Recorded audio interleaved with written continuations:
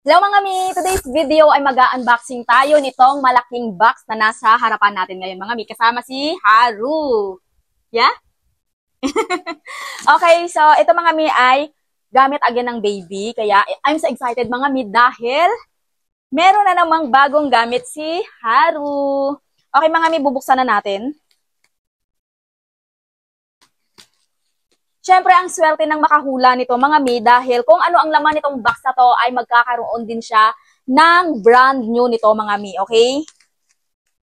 So, congratulations na kaagad sa makahula doon sa ating pahula challenge. Grabe, napaka-legit talaga ng seller na to mga mi. Sobrang bait na talaga mga mi dahil sila pa yung nagme-message sa akin na meron silang bagong product na gustong promote sa amin ni Haru. Kung interesado ba daw ako? Syempre, sino ba naman ang hindi interesado mga mi, di ba? May libre ka ng product plus kikita ka pa kapag na-endorse mo na siya mga mi or nakagawa ka na ng mga videos, din may mga bumili, di ba? As in mga mi, wala talagang talo mga mi. Wow, so cute!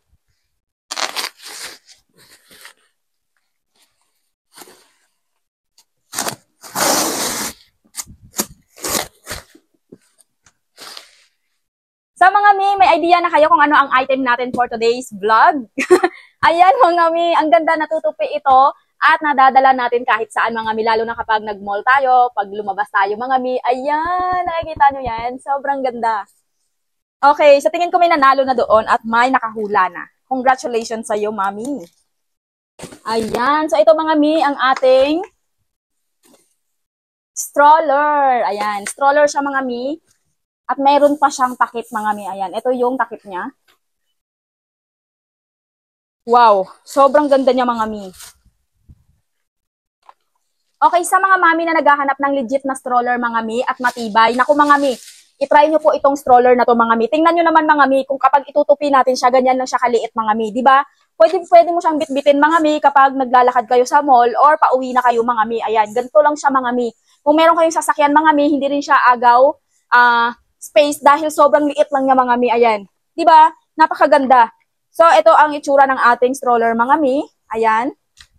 Ganyan. Ito, ganito lang po. Hatakin mo lang mga mi. Ayan. And then dito mga mi sa likod, meron siyang lock dito mga mi. Ayan. I-push mo lang yan at ipasok and then bitawan mo mga mi para hindi na siya matanggal. Okay? So, ganyan po yung itsura ng ating stroller mga mi. Okay? So, dito mga mi sa hawakan, napapahabaan po ito. Okay? I-loose muna natin ito mga mi yung lock niya sa likod at ito, i-click natin to and then hatakin lang natin. Okay? So, ganyan na po. Ayan. Iangat lang po natin mga mi para po umikot yung gulong mga mi. Okay? So, ayan na po mga mi. And then, meron po siyang kasamang, ayan, cover po ng upuan mga mi. May ipapasok lang natin to dito. Ayan.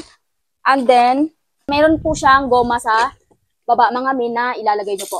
Okay? Then, ibabakal up nyo lang po. Ayan. May butones po yan mga. Ayan. Para hindi po mainitan si baby or maarawan mga mi, meron po itong. Okay, so ganyan yung itsura niya mga mi.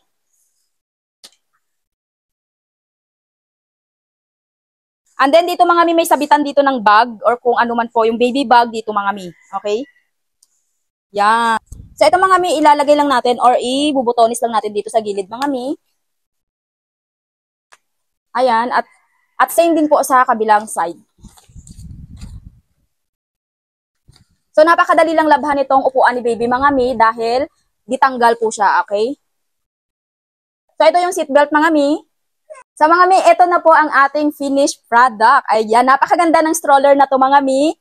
Okay, super handy niya mga mi at talagang di siya makakaubos ng space dahil napakaliit lang niya pag natupi. Then meron pa siyang free na, ayan, sunshade mga mi, may takip. Okay pa. Ayan mga mi, pwede nyo pong lagyan ng mga toys yan mga mi kapag gagamitin ninyo. At syempre mga mi, sobrang napakaganda dahil nakaupo si baby talaga dito mga mi.